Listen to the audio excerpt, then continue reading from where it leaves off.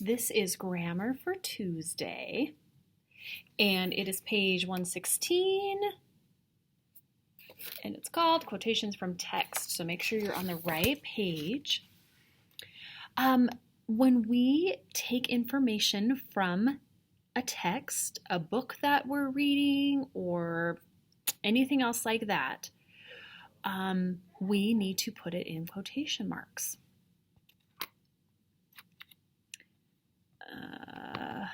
Sorry about that. Okay, so let's read about that in the box at the top.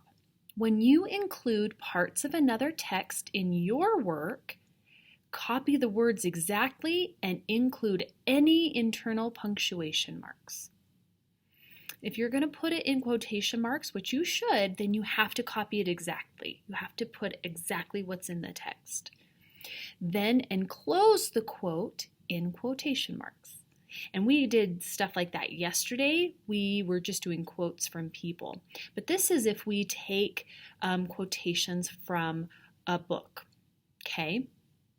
Let's take a look at the examples they have here. It says, the author's words. The experience was a once-in-a-lifetime thrill.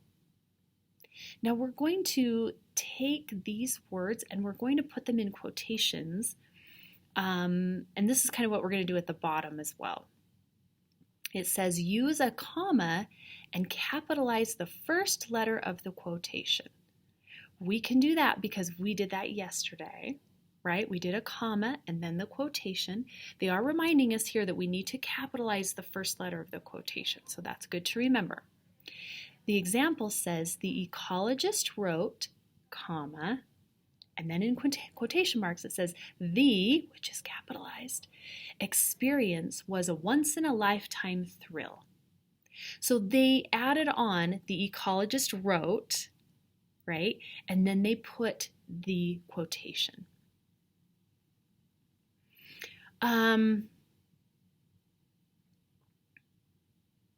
You can use that or as to introduce the quotation. That's the next part. That's the bottom part that I'm reading right here. The ecologist wrote that the experience was a once-in-a-lifetime thrill. Okay.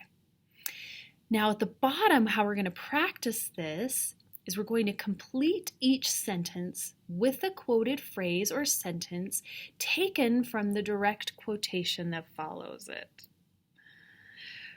Basically, we're just going to add on these quotations to the part that's on here,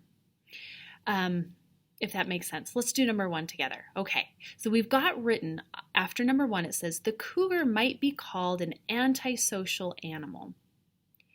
The quote that we need to add on to that is, the cougar is a solitary diner, preferring to eat alone.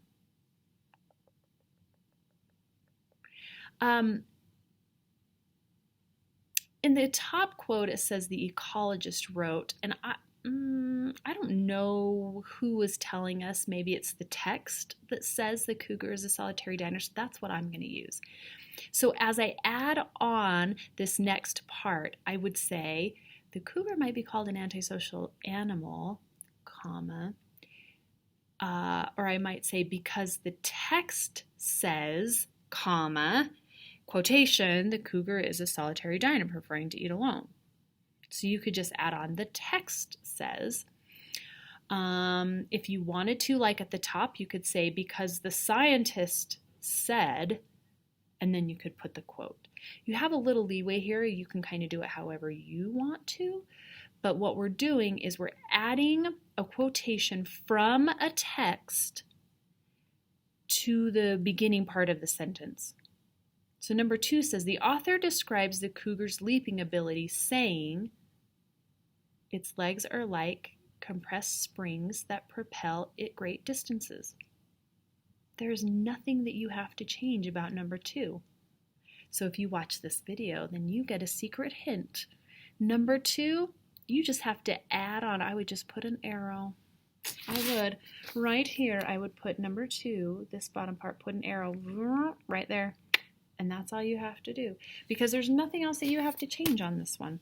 You just kind of add it on. Sometimes these worksheets, that's all we have to do, and that's okay. Number 3 says small animals even far away are not safe from the cougar, which is, and then we have a quote that we have to add on. The quote is, the cougar is favored with acute eyesight. I would say which is because, comma, the cougar is favored with acute eyesight. Don't make it harder than it is. We're just really just adding on the quotation to the other part of the sentence. Shouldn't be too bad. Okay? You got this. Good luck, friends. Finish it up.